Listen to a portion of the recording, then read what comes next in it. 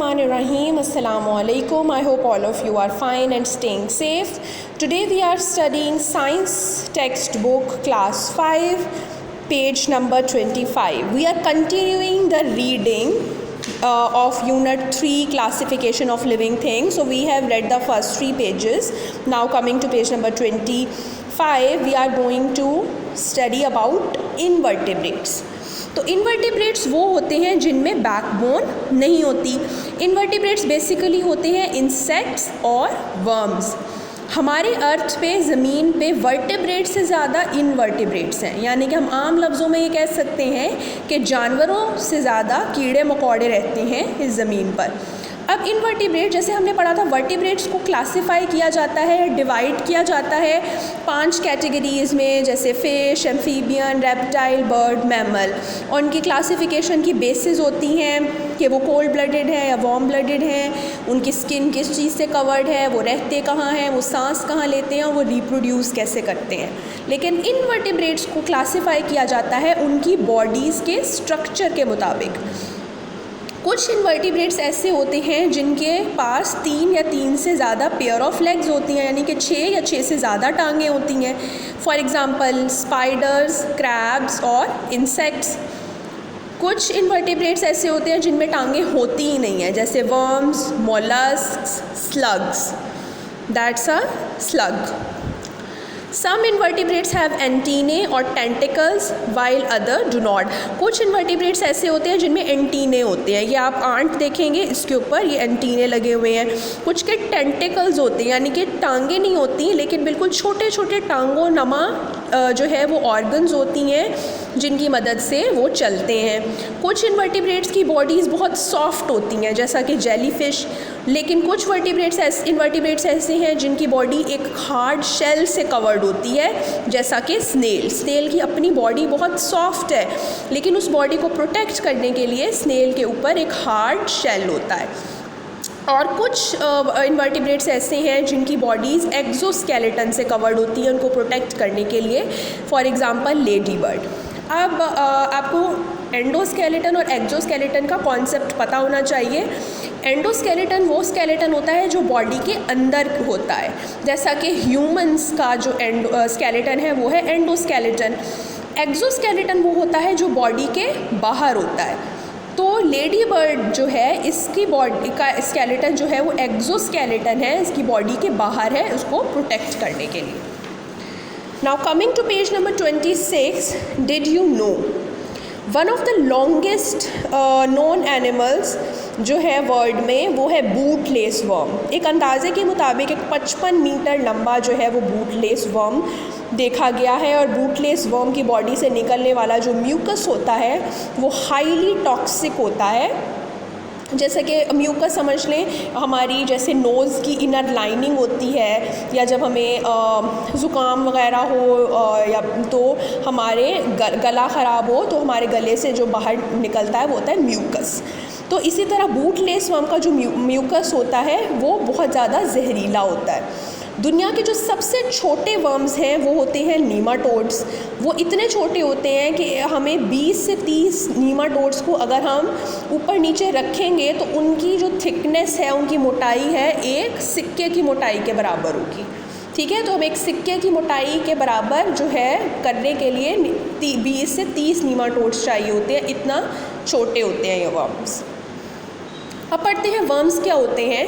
Worms जो हैं मुख्तलिफ़ किस्म के होते हैं. बेसिकली वर्म्स की जो है एक लंबी ट्यूब की शक्ल की बॉडी होती है, लेकिन उसके आर्म्स या लेग्स नहीं होती. कुछ वर्म्स इतने छोटे होते हैं कि उनको देखने के लिए हमें माइक्रोस्कोप की ज़रूरत पड़ती है, लेकिन कुछ जो हैं वो बहुत लंबे होते हैं, जैसे कि अभी हमने ऊपर पढ़ा बूटलेस वर्म. कुछ वर्म्स ऐसे होते हैं जो इन्फेक्शंस कॉज करते हैं, जैसे अभी हमने चैप्टर नंबर 2 में पढ़ा था कि स्प्रेड ऑफ डिजीज़ की एक वजह जो है वो बाइट ऑफ इंसेक्ट्स या वर्म्स होती है. Some are parasites and live in the bodies of other animals. कुछ वर्म्स जो हैं वो पैरासाइट्स होते हैं और वो दूसरे एनिमल्स की बॉडीज़ में रहते हैं. पैरासाइट्स वो लिविंग थिंग्स होती हैं जो दूसरे लिविंग थिंग्स के अंदर रहती हैं, उनसे फ़ायदा हासिल करती हैं, लेकिन बदले में उन्हें नुकसान पहुँचाती हैं. ठीक है, तो ये होते हैं parasites. Worms live in various habitats, मुख्तलिफ जगहों पे वर्म्स रहते हैं, पानी में रहते हैं, सी में रहते हैं, फ्रेश वाटर में रहते हैं। फ्रेश वाटर बेसिकली होता है ये झरनों और नदियों वगैरह का पानी, ये फ्रेश वाटर कहलाता है। इसके अलावा ज़मीन पर भी रहते हैं, ज़मीन के अंदर भी रहते हैं। कुछ वर्म्स जो हैं वो फ़ायदेमंद भी हैं, जैसा कि अर्थवर्म जो है वो ज़मीन में रहते हैं और ज़मीन को ज़रखेज़ करते हैं, और अर्थवर्म जो हैं वो सॉइल को एयरेट भी करते हैं, यानी कि हवा से जो एयर के मॉलिक्यूल्स हैं उनको कैप्चर करते हैं सॉइल के अंदर, ताकि जो पौधों की रूट्स हैं वो ज़मीन के अंदर से एयर ले सकें और प्लांट जो है उसकी ग्रोथ अच्छी हो सके। तो हमने पढ़ा कि वर्म्स नुकसानदेह भी होते हैं, यानी कि पैरासाइट्स हैं और इन्फेक्शंस कॉज करते हैं, लेकिन उनके फ़ायदे भी हैं, ठीक है, जैसा कि अर्थवर्म। नेक्स्ट आ जाते हैं इंसेक्ट्स में। इंसेक्ट्स बेसिकली वो जानवर या वो जानदार होते हैं जिनकी बॉडी 3 हिस्सों में डिवाइडेड होती है। पहला हिस्सा होता है हेड, दूसरा थॉरैक्स और तीसरा एब्डोमेन। तो बेसिकली अगर हमने किसी जानदार को, किसी लिविंग थिंग को इंसेक्ट का नाम देना है तो हम सबसे पहले देखेंगे कि क्या उसकी बॉडी के 3 पोर्शंस हैं, हेड, थॉरैक्स और एब्डोमेन।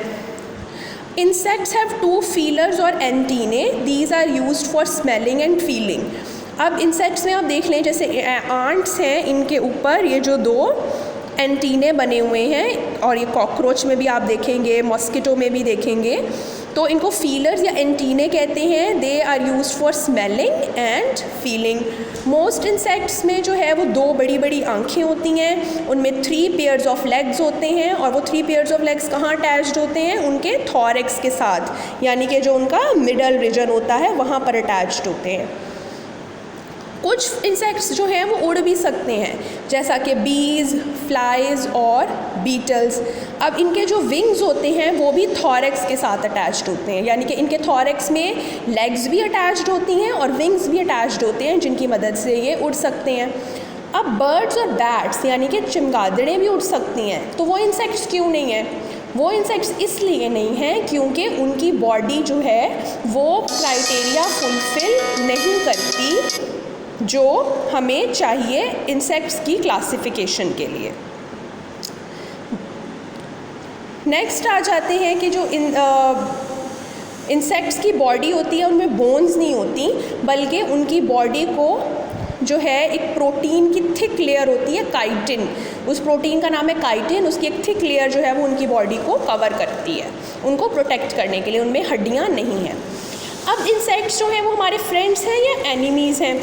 अब कुछ इंसेक्ट्स हमारे फ्रेंड्स हैं और कुछ जो हैं वो एनिमीज़ हैं।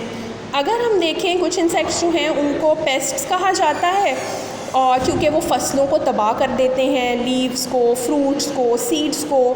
कुछ इंसेक्ट्स हैं जो बीमारियां फैलाते हैं, जैसा कि मक्खियाँ और मॉस्किटोज़। इसके अलावा कुछ इंसेक्ट्स जो हैं वो हमारे लिए फ़ायदेमंद भी हैं, जैसे शहद की मक्खी हो गई, सिल्क वर्म हो गया। हनी बी से जो है हमें शहद मिलता है, सिल्क वर्म से हमें सिल्क मिलती है। कुछ इंसेक्ट्स ऐसे होते हैं जो कॉलोनीज़ में रहते हैं।